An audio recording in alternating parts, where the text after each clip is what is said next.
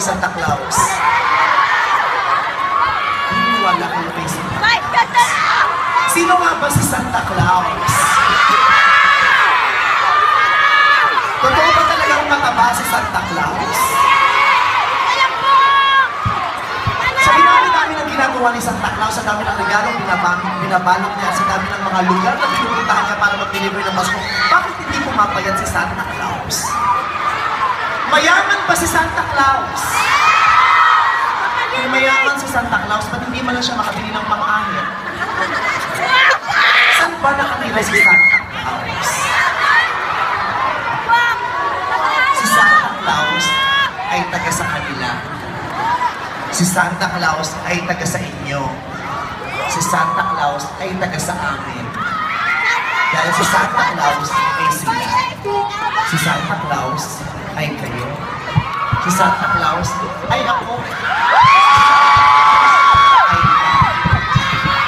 Lahat tayo ay pinakayang maging Santa Claus hanggat meron kang intensyon na makapagdagdag ng ngiti sa labi ng bawat isa.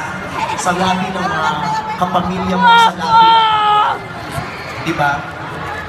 Hindi naman kinakailangan maging mataba ka, hindi naman kinakailangan pula ang damit mo at mahaba ang palmas mo para maging Santa Claus. Isang beses nga namigay ako ng good vibes sa showtime. May nabasa akong tweet, sabi niya, bakit ka namimigay ng good vibes? Si Santa Claus ka ba? Sabi ko, hindi ako si Santa Claus. Kaya ako namimigay ng good vibes, hindi dahil ako sa Santa Claus, kundi dahil gusto kong makakita ng taong masaya. Gusto kong makapagpasaya, hindi lang sa mayaman ko. Gusto kong makapagpasaya, masaya ko.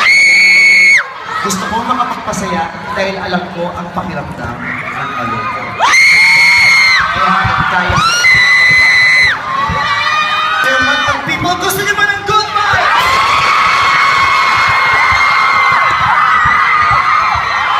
Araw-araw may nagbibigyan ako ng good vibes sa showtime, mga tao hindi ko kilala.